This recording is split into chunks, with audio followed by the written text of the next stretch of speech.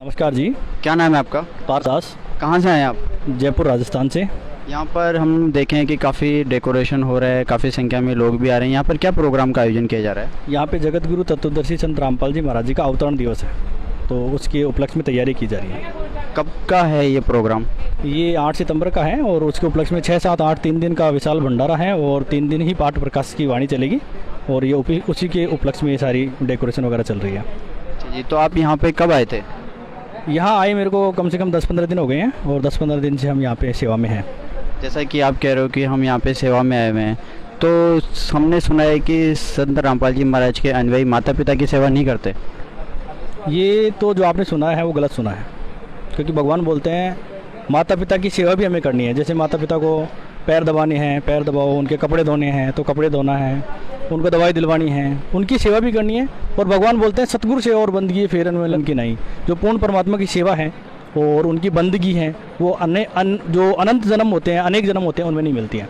इसलिए परमात्मा की सेवा के साथ साथ माता पिता की सेवा भी करनी है और परमात्मा को खुश करना है। जैसा कि आपने बताया कि संत रामपाल जी महाराज के अनुयायी माता पिता की सेवा करते हैं, और हमने एक चीज़ और देखा है कि यहाँ पर काफ़ी बड़ा भंडारे की व्यवस्था बनाई हुई है, भंडारे का प्रोग्राम चल रहा है। तो हमने देखा कि सारी चीज़ें देसी घी के अंदर बनाई जा रही है। तो इसके ऊपर आपका क्या कहना है कि ये देसी घी इतना यूज में क्यों लिया जा रहा है? बाकी हम नॉर्मल सामान से भी तो बना सकते हैं, तेल से भी बना सकते हैं, तो ये देसी घी का ही उपयोग क्यों कर रहे हैं? देखो, इसमें ये है कि जगत गुरु तत्वदर्शी संत रामपाल जी महाराज जी पूर्ण परमात्मा है, यानी कि वास्तविक भगवान है, भगवान का ही रूप है। और हम प्राचीन काल में कहते थे कि ये देसी है, यानी कि कति स्वच्छ है, बिल्कुल जो उसको बोलते हैं ना कि एकदम ताया हुआ, यानी कि बिल्कुल स्वच्छ जो चीज़ होती है उसको देसी बोलते हैं। जैसे किसी को बोलते हैं कि एकदम देसी है, कि गांव का आदमी है, इस तरीके से बोलते हैं ना।